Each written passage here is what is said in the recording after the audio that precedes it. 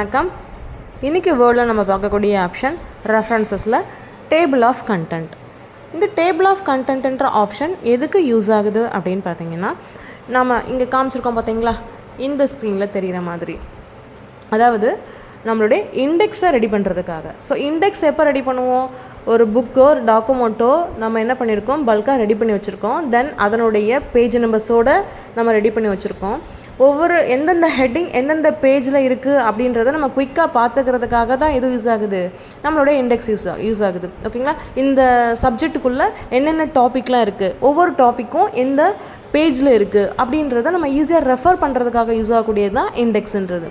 இந்த இண்டெக்ஸை நம்ம என்ன பண்ணிக்கலாம் அப்படின்னு பார்த்தீங்கன்னா, மேனுவலாக க்ரியேட் பண்ணாலும் பண்ணிக்கலாம், அல்லது நம்ம டாக்குமெண்ட்டை ரெடி பண்ணிவிட்டு அதுக்கு ஏற்ற மாதிரி டிஃபால்ட்டாக, அதாவது ஆட்டோமேட்டிக்காகவே நம்மளுடைய இண்டெக்ஸை இந்த வேர்ட் ஆப்ஷன் ரெடி பண்ணி கொடுத்துரும்.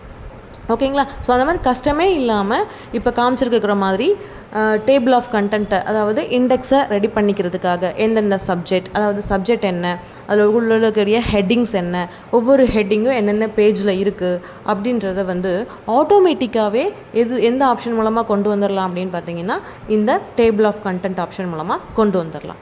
அதை எப்படி ரெடி பண்ணுறது அப்படின்றத பார்க்கலாம். அதுக்கு இப்போ பார்த்தீங்களா, ரெஃபரன்சஸில் சைடில் டேபிள் ஆஃப் கண்டென்ட்னு தெரியலையா, இந்த ஆப்ஷனை தான் யூஸ் பண்ண போகிறோம். ஓகேங்களா? இப்போ இந்த ஆப்ஷனை யூஸ் பண்ணிக்கிறணும் அப்படின்னா, இப்போ தெரியுதா, இந்த மாதிரி நமக்கு டிஸ்பிளே ஆக போகுது. அதுக்கான ஒரு லேஅவுட் தான் டிஸ்பிளே ஆகுது. இந்த மாதிரி கொண்டு வரணும்னா ஃபஸ்ட்டு செலக்ட் பண்ணி பார்க்குறீங்களா, செலக்ட் பண்ணும் பொழுதே உங்களுக்கு எரர் வருது.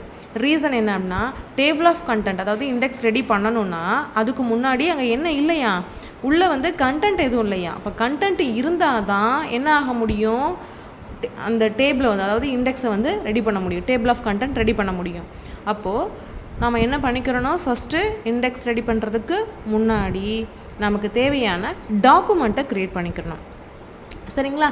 அப்போ நம்ம யூஷுவல் என்ன பண்ணலாம், ஏதாவது க்ரியேட் பண்ணிக்கலாமா, ஈக்குவல் ரன் போட்டு ஒரு 10 பேராகிராஃப்ஸ் வர மாதிரி நான் ஒரு டாக்குமெண்ட் க்ரியேட் பண்ணிக்கிறேன். க்ரியேட் பண்ணியிருக்கோம். ஓகே, இப்போ இதில் பார்த்தீங்கன்னா ஒன்லி பேராஸ் தான் இருக்குது, உங்களுக்கு ஹெட்டிங் இல்லை. ஹெட்டிங் இருந்தால் தானே நமக்கு இண்டெக்ஸில் அப்ளை பண்ண முடியும். அப்போ தேவையான ஹெட்டிங்கை ஃபஸ்ட்டு டைப் பண்ணுங்கள். நான் என்ன பண்ணுறேன் அப்படின்னு பார்த்தீங்கன்னா, எம்எஸ் வேர்டு அப்படின்னு ஒரு ஹெட்டிங் கொடுத்துட்டேன். ஓகே, இது மெயின் ஹெட்டிங்.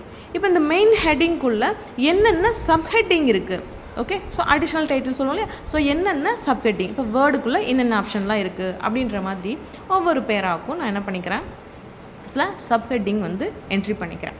ஓகே, அதாவது நம்ம ஒரு இமேஜின் பண்ணிக்கலாம், இந்தந்த பேராவை இந்தந்த ஹெட்டிங்கில் இருக்குது அப்படின்ற மாதிரி ஒரு எக்ஸாம்பிளுக்காக நான் கொடுத்துட்ருக்கேன். ஓகே, இந்த மாதிரி நீங்கள் என்ன பண்ணிக்கோங்க, ஒரு ஹெட்டிங், அந்த ஹெட்டிங்கில் என்ன கண்டென்ட், ஹெட்டிங் அண்ட் ஹெட்டிங்கில் என்ன கண்டென்ட்டு, அது மட்டும் இல்லாமல் அந்த இப்போ ஒரு மெயின் ஹெட்டிங் கொடுத்துக்கலாம், அப்புறம் சப் ஹெட்டிங், அப்போ அதுலேயும் சப் ஹெட்டிங் வேணும்னாலும் நீங்கள் என்ன பண்ணிக்கிறலாம், கொடுத்துக்கலாம். ஓகே, இந்த மாதிரி என்ன பண்ணிக்கோங்க, உங்களுக்கு தேவையான ஹெட்டிங்ஸ்லாம் ரெடி பண்ணிக்கோங்க. ஓகே, இப்போ இது ஹெட்டிங் தான் அப்படின்றது எப்படி தெரியும், நமக்கு ஆல்ரெடி டிஃபால்ட்டாக உள்ள ஒரு ஆப்ஷன் என்ன இருக்குது, ஹெட்டிங்கை சேஞ்ச் பண்ணுறதுக்கு ஹெட்டிங் ஸ்டைல் இருக்குது பார்த்தீங்களா, ஹோம் ஆப்ஷனில், இந்த ஆப்ஷனை தான் யூஸ் பண்ணிக்க போகிறோம். இப்போ இந்த ஹெட்டிங் ஆப்ஷனை யூஸ் பண்ணுனா ஆட்டோமேட்டிக்காக நமக்கு இந்த டாக்குமெண்ட் என்னவோ அதை அண்டர்ஸ்டாண்ட் பண்ணிக்கும். இது ஹெட்டிங் உள்ளக்கூடிய பேராஸ் அந்த ஹெட்டிங்கில் இருக்கக்கூடிய கண்டென்ட்ன்றது அண்டர்ஸ்டாண்ட் பண்ணிக்கும். சரிங்களா? அப்போ ஃபஸ்ட்டு ஹெட்டிங்ஸ் ரெடி பண்ணிக்கோங்க. தென் நீங்கள் இந்த ஹெட்டிங்கோடைய ஸ்டைல்ஸில் போயிட்டு அவங்களுடைய மெயின் ஹெட்டிங் எப்படி இருக்கணும், சப் ஹெட்டிங் எப்படி இருக்கணும் அப்படின்றத இந்த ஹெட்டிங் 1, ஹெட்டிங் 2, ஹெட்டிங் 3ல் நீங்கள் சூஸ் பண்ணிக்கலாம். இப்போ டிஃபால்ட்டாக அங்கே என்ன இருக்குதுன்னு பார்த்தீங்கன்னா, அந்த கலரோட அண்டர்லைன் கொடுக்குற மாதிரி இருக்குது. அதில் நீங்கள் கொஞ்சம் ஸ்டைல்ஸை சேஞ்ச் பண்ணிக்கோங்க, உங்களுக்கு ஏற்ற மாதிரி நீங்கள் சேஞ்சஸ் பண்ணிக்கோங்க. நான் எனக்கு இந்த அண்டர்லைன் ஆப்ஷன்லாம் இல்லாத மாதிரி ஹெட்டிங் செலக்ட் பண்ணிக்கிறேன். ஓகே, இந்த சேஞ்ச் ஸ்டைலில் போய்ட்டு உங்களுக்கு தேவையான செலக்ட் பண்ணிக்கோங்க. இப்போ எம்எஸ் வேர்டுன்றது மெயின் ஹெட்டிங் அப்படின்றதுனால நான் என்ன பண்ணிடுறேன்னா, ஹெட்டிங் 1 சூஸ் பண்ணிக்கிறேன். இப்போது ஹோம், இன்சர்ட், பேஜ் லேஅவுட், இந்த ஆப்ஷன்லாம் என்னவாக இருக்கும் அப்படின்னு பார்த்தீங்கன்னா, அந்த எம்எஸ் வேர்டுன்றதுக்குள்ளே இருக்கக்கூடிய சப்ஹெட்டிங். அப்போது அந்த சப்ஹெட்டிங் அப்படின்றதுனால அதை நீங்கள் என்னவா சூஸ் பண்ணிடணும் அப்படின்னு பார்த்தீங்கன்னா, ஹெட்டிங் 1ல் போடாமல் ஹெட்டிங் 2ல் சூஸ் பண்ணிக்கணும். அப்போ தான் அது சப்ஹெட்டிங்ன்றதை அண்டர்ஸ்டாண்ட் பண்ணிக்கும். சரிங்களா? அப்போ அந்த சப்ஹெட்டிங்குள்ளே அடிஷ்னல் சப்ஹெட்டிங் வேணும்னு வச்சுக்கோங்க, நீங்கள் அதை என்னவா சூஸ் பண்ணிடணும், ஹெட்டிங் 3ல் சூஸ் பண்ணிடணும். சரிங்களா? ஸோ அப்போ உங்களுக்கு என்ன தேவையோ அதை ஃபஸ்ட் ரெடி பண்ணிக்கோங்க. ஹெட்டிங் ஸ்டைலில் நீங்கள் சூஸ் பண்ணாமல் உங்களுக்கு என்னவா அண்டர்ஸ்டாண்ட் பண்ணிக்காது, அங்கே இருக்கக்கூடிய ஹெட்டிங்கை அண்டர்ஸ்டாண்ட் பண்ணிக்காது. இங்கே ஆல்ரெடி நம்ம கொடுத்துக்கூடிய நார்மல் கண்டென்ட்டாக தான் அது ஐடென்டிஃபை பண்ணிக்கும். அதனால எப்போயுமே ஹெட்டிங் அப்படின்னா இந்த ஸ்டைலில் போயிட்டு சேஞ்சஸ் பண்ணிக்கோங்க. ஓகே, நான் இப்போ இந்த ரெஃபரன்சஸ்குள்ளேயே வந்துட்டு ரெஃபரன்சஸ்லாம் போட்டிருக்கேன். அடுத்து மெயிலிங் ஆப்ஷனில் போயிட்டு அது ஒரு ஹெட்டிங் 2. தென் அந்த மெயிலிங்குள்ளே சப் ஹெட்டிங் வேணும் அப்படின்றதுனால அதுக்குள்ளே ஒரு சில ஹெட்டிங்ஸ் கொடுத்துருக்கேன். மெயிலிங், அதே மாதிரி லேபிள்ஸு, அடுத்து ஸ்டார்ட் மெயில் மெர்ஜ் அப்படின்ற மாதிரி சில சப் ஹெட்டிங்லாம் என்டர் பண்ணிக்கிறேன். என்டர் பண்ணிவிட்டு இப்போ ரெஃபரன்சஸ் வரைக்கும் ஹெட்டிங் 2. இப்போ அதுக்கு கீழே வரணும், அந்த ரெஃபரன்சஸ்க்கு கீழே ஹெட்டிங்கில் வரணும் அப்படின்னா இதை வந்து என்னவா பண்ணிடுங்க, ஹெட்டிங் 3யாக கொடுத்துருங்க. ஸோ மெயிலிங்கிறது எதுக்கு கீழே இருக்குது, ரெஃபரன்சஸ் கீழே இருக்குது, சாரி மெயிலிங் கீழே என்வலப்ஸ் இருக்குது அப்படின்னு சொல்லி envelope, labels and start mail merge அப்படின்றதெல்லாம் ஹெட்டிங் 3ல் சூஸ் பண்ணிடுங்க. அப்போ இந்த 3 எதற்கு கீழே வரும் அப்படின்னு பார்த்தீங்கன்னா மெயிலிங்க்கு கீழே வர்ற மாதிரி.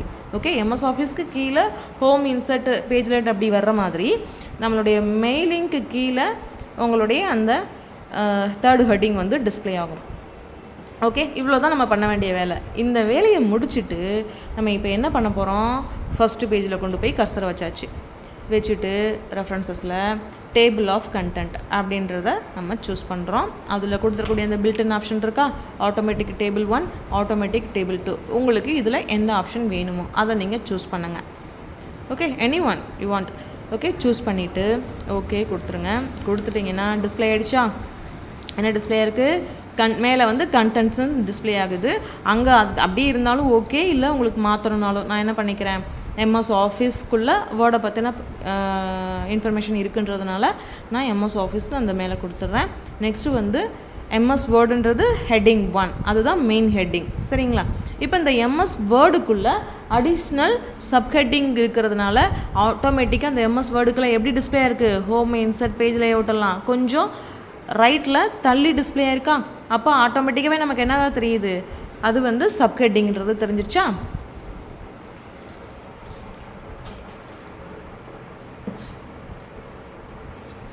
அங்கே பேஜ் நம்பரோடையும் டிஸ்பிளே ஆகிருக்கும். ஓகே, இப்போ இதில் ஏதாவது சேஞ்சஸ் பண்ணணும். இப்போ உங்களுடைய ஹெட்டிங்ஸ்லேயே வந்து இந்த ஹோமு, இன்சர்ட்டு, இதுக்கு கீழேயும் அடிஷ்னலாக நம்ம என்ன பண்ணணும், சப்ஹெட்டிங்ஸ் ஆட் பண்ணணுன்னா அங்கே நீங்கள் ஆட் பண்ணிக்கோங்க. இப்போ ஹோமு கீழே என்ன பண்ணுறேன், ஒரு ஃபார்மட் பாயிண்டர்னு ஒரு அடிஷ்னல் ஹெட்டிங் கொடுத்துக்கிறேன். அது வந்து ஹெட்டிங் 3ல் செலக்ட் பண்ணிக்கிறேன், ஏன்னா சப்ஹெட்டிங் இல்லையா. ஸோ அதனால் அதே மாதிரி இன்சர்ட்லேயும் நான் என்ன பண்ணிக்கிறேன், ஒரு இன்சர்ட்டுக்கு உள்ளே ஒரு சப்ஹெட்டிங் செலக்ட் பண்ணுற மாதிரி என்ன பண்ணிக்கிறேன், பிக்சர்னு இன்னொரு சப்ஹெட்டிங் செலக்ட் பண்ணிக்கிறேன். அதையும் ஹெட்டிங் 3ல் சூஸ் பண்ணிக்கிறேன். சூஸ் பண்ணிவிட்டு இங்கே வந்து பார்த்தோன்னா என்ன இல்லை, அந்த ஹோமுக்கும் இன்சர்ட்டுக்கும் கீழே அந்த சப்ஹெட்டிங் வரல. ஓகேங்களா, அப்போது ஃபஸ்ட்டே என்ன பண்ணிடணும், நீங்கள் உங்களுக்கு என்னென்ன தேவையோ எல்லாத்தையும் ரெடி பண்ணிவிட்டு டேபிள் ஆஃப் கண்டென்ட் போயிடுக்கணும். இல்லை நடுவில் அடிஷ்னலாக போய் ஆட் பண்ணுறீங்கன்னா மேலே தெரியுதா அப்டேட் டேபிள்னு சொல்லிவிட்டு அதை நீங்கள் சூஸ் பண்ணணும். ஸோ நடுவில் கிளிக் பண்ணிங்கன்னா மேலே அப்டேட் டேபிள்னு வரும். அதில் நீங்கள் அப்டேட்டு வந்து எல்லா அந்த டேபிளில் இருக்கக்கூடிய எல்லாமே அப்டேட் ஆகணும் அப்படின்னு சொல்லிவிட்டு நீங்கள் என்ன பண்ணிக்கோங்க, செகண்ட் ஆப்ஷனை செலக்ட் பண்ணிவிட்டு ஓகே கொடுத்துருங்க. இப்போ டிஸ்பிளே ஆகுதா, ஹோம் ஃபஸ்ட்டு எம்எஸ் வேர்டில் ஹோமு, இன்சர்ட்டுன்னு கண்டினியூஸாக வந்துச்சு. இப்போ ஹோமுக்கு கீழே நம்ம அடிஷ்னல் சப்ஹெட்டிங் கொடுத்துருக்கோம். ஹெட்டிங் 3ல் கொடுத்ததுனால அந்த ஹோமுக்கு கீழே ரைட் சைடில் தள்ளி நமக்கு டிஸ்பிளே ஆகுது. ஓகேங்களா, ஸோ இது மாதிரி உங்களுடைய டாக்குமெண்ட்டுக்கு என்னென்ன தேவையோ ஃபஸ்ட்டு ரெடி பண்ணிடுங்க. ஃபைனலாக இதை சூஸ் பண்ணிக்கோங்க. இல்லை நடுவில் நீங்கள் பண்ணாலும் அப்டேட்டை கொடுத்தீங்கன்னா மந்தி மாறிக்கிறோம். ரைட் சைடில் உங்களுக்கு சப்ஹெட்டிங் தள்ளி டிஸ்பிளே ஆகுதா. அதே மாதிரி எந்தெந்த பேஜில் என்னென்ன ஹெட்டிங்ஸ் கொடுத்துருந்தாலும் அதோட பேஜ் நம்பரும் ஆட்டோமேட்டிக்காக டிஸ்பிளே ஆகிடும். சரிங்களா, அதே மாதிரி இப்போ இதில் வந்து லிங்க் ஆப்ஷனும் ஆட்டோமேட்டிக்காகவே வந்திருக்கும். ரெஃபரன்சஸ் ஆப்ஷன் பார்த்துருப்போம் இல்லையா நம்ம வந்து. ஸோ அது மாதிரி நீங்கள் கண்ட்ரோல் கீயை பிடிச்சிட்டு மேலே இருக்கக்கூடிய இண்டெக்ஸில் ஒவ்வொரு ஹெட்டிங்கை நீங்கள் ப்ரெஸ் பண்ணாலே ஆட்டோமேட்டிக்காக அந்த பேஜுக்கே வந்து கர்சர் மூவ் ஆகி போயிடும். ஓகேங்களா, இந்த மாதிரி நமக்கு இதில் மல்டிபிள் பர்பஸஸ் இருக்குது. ஓகேங்களா, ஸோ இண்டெக்ஸ் ஆட்டோமேட்டிக்காக ரெடி பண்ண மாதிரி ஆச்சு, பேஜ் நம்பரும் ஆட்டோமேட்டிக்காக டிஸ்பிளே ஆன மாதிரி ஆச்சு, ப்ளஸ் லிங்க்கும் நமக்கு அங்கே ஆன மாதிரி ஆயிடுச்சு. இது உங்களுக்கு நீங்களாக ஓனாக வந்து ஏதாவது ஹெட்டிங் உங்களோட டேபிள் ரெடி பண்ண போகிறீங்கன்னா மேனுவல் ஒர்க்கில் போய் நீங்கள் ரெடி பண்ணிக்கோங்க.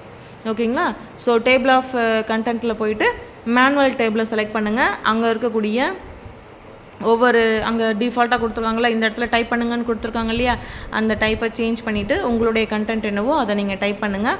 அதே மாதிரி பேஜ் நம்பர் மாற்றணுன்னாலும் அங்கே கொண்டு போய் கர்சரை வச்சுட்டு உங்களுக்கு தேவையான பேஜ் நம்பரையும் நீங்கள் மாற்றிக்கோங்க. இது ஜஸ்ட் உங்களுக்கு வந்து ஒரு லேஅவுட் டிஸ்பிளே ஆகும். ஃபுல் அண்ட் ஃபுல் நீங்களே ஓனாக வந்து டைப் பண்ணி மாற்றிக்கிற மாதிரி தான். சரிங்களா? நீங்கள் ஒவ்வொரு தடவையும் இந்த டாட்ஸ்லாம் போட்டிருக்க தேவையில்லை. ஸோ மேனுவல் டேப்பில் போய் மாற்றிக்கோங்க. ஒர்க் அவுட் பண்ணி பார்க்குறீங்களா? தேங்க்யூ.